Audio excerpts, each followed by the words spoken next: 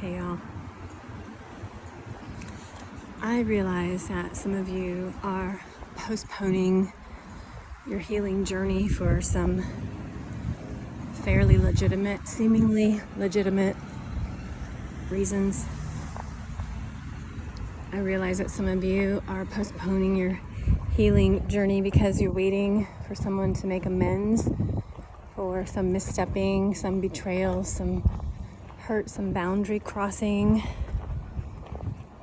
And part of you is thinking, well, I'll get to my healing when I get that apology, when they take accountability for what they did to me, when they take responsibility for what they did, the wrong they did to me. And while I understand that and honor that and relate to that, my love, there is absolutely no power in that position, none whatsoever. That is you giving your power away every day that you postpone treading onto your healing path. I'm not asking you to plant yourself firmly on it like this one. I'm not asking you to do that. I'm asking you to tiptoe into the healing waters. Just approach that edge and stick your toes in there and see what it feels like to get some relief, because you may not know this right now. It's you in the way. You are blocking. You have thrown the logs across your path that have impeded your flow in life. The pain that you are feeling is because there's something out of integrity in your alignment, and it's hurting you, causing you aches and pains and suffering that I would call needless, and you might feel is endless.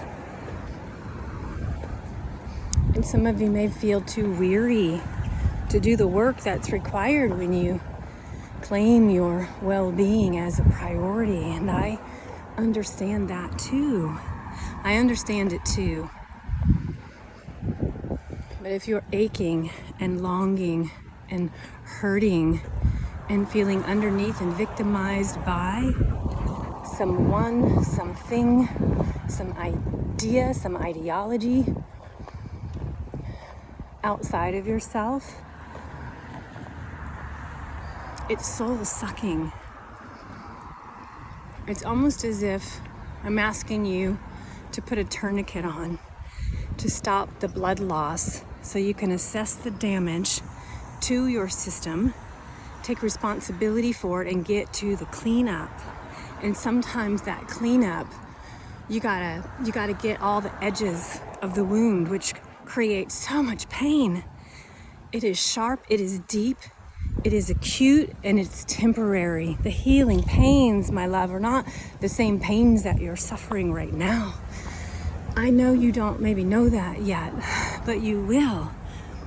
Once you're tired of the pain you're in and you want to exchange it for meaningful, transformational, sharp, acute, temporary pain, the pain of transformation that comes from you being willing to let go of your self, your former hurt, victimized, small, low, dense, sticky self, for the truer version of you. The more alive, aligned version of you comes at a cost, and I would say an extraordinary cost, of your old self and maybe your old life, certainly some old ideas. And only you can do it.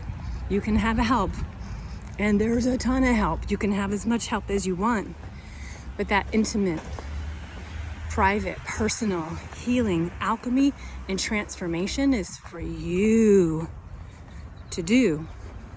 You don't have to know how to do it. You simply have to be willing to step into it and hopefully get good support, true support, high integrity support, support that helps you feel possible, creative, and alive, less underneath, less constricted, more open. It's scary, completely. The uncertainty of it all can be paralyzing. So I hope that these words will serve as encouragement so that wherever you find yourself on your path, you can learn to trust yourself to step forward into the unknown, little by little, and see how your life is trying to serve you, support you, lift you up, grow you up, enliven you. The fight that you're feeling is the fight that you're creating. It's such a strange thing to have to reconcile in ourselves, in consciousness, that the fight that we feel from this world, from this life, is an internal thing. We don't want to believe that we're the ones creating the troubles in our life, but you are. You are, just like I was. So you got to stop that fight. You can't stop fighting until you realize you're the one doing it. Then the healing can happen. Then the grace. Then the support. It takes a real brave soul to do it. And some of you brave souls join me on the regular in a modality called breath work that really is all about restoring your nervous system. Your nervous system. It's that thing that is your brain that comes all the way down your spinal column and innervates everything that you are. It's the thing that helps you perceive reality. It's the operating system that helps you interface with the world that you perceive. That's your central nervous system. And it's been online the whole time. And when you were little, when you were young in consciousness, things were happening to you that you couldn't make sense of, that you made up wildly crazy, bad, negative stories about you, about life, about what was possible because you were so young and immature. And those ideas got imprinted in your fascia, in your tissues because of the brilliance of this nervous system. And for those of you that were traumatized, big or little t, this work can be even more daunting. And again, I'm not asking you to rip yourself open. I'm asking for you to tiptoe into the healing water so that you can start tending to these parts of you that you feel are incongruent, are not in accord with what you know is possible for you in your life. Those traumas are stored in the tissue. The body, you know, keeps the score. There's an incredible book about it. Get it, check it out, read it, understand it. So much literature out there will serve you. It will serve the mind, and then the integration comes through a practical modality, generally through movement, through some kind of breath, whether that's running or cycling or swimming or dance or music or yoga or creative art, breath work, surfing. Mindful breathing and motion is going to help regulate your system so that you don't have to take a pill to do that. You don't have to take an anti-anxiety medication or an antidepressant medication or a medication to help you get up or a medication to help you fall asleep. Your body is a pharmacy, and if you're willing to reconcile the truth of who you are, all that shitty programming, all that pain, all that suffering, all the trauma that you've been through, when you're finally willing and ready to face it, be with it, clear the energy around it, you will gain your sense of wholeness. You will gain your freedom, and part of that freedom is not needing to ingest anything to help you get through another day.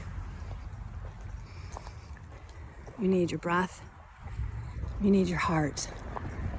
And if you can breathe through your heart mindfully and be with whatever is present, the wisdom of your life stream will guide you very gracefully to the next moment. Out of the head, into the heart. On Tuesday nights, I host a live class at Revelation Breathwork.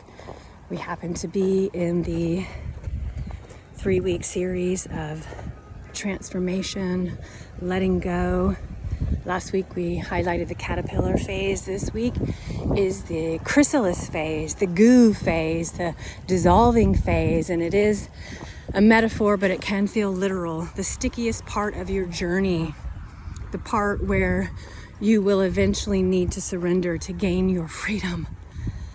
Everything that you've been, for everything that you are becoming. The invitation is to make space for yourself in this chrysalis, in this cocoon phase of your journey, in this very potent, powerful part of the journey, where when one is in that goo phase, there is something that happens called the awakening of the imaginal cell. The imaginal cell, it's programmed in the transformational process, and it sparks off the new life that will eventually become the butterfly. So we can count on it, we can rest in it, we can breathe through it, we can trust more, we can take care of ourselves more, we can slow down, and we can be with all of the feels. Feel them all the way through. You'll find what's on the other side is a spaciousness, a grace, a sense of connection that you've been longing for, maybe your whole life. I believe in you, I believe in me, I believe in us, I believe in this thing supporting our awakening and the upward spiral. May you be graced today in every way that you can be. May you feel yourself connected deeply and wholly. I hope to see you on a Tuesday night in a live class. If not there, maybe you'll leave a note for me here. Know that it sent this message from my heart to your heart to serve you on your way home.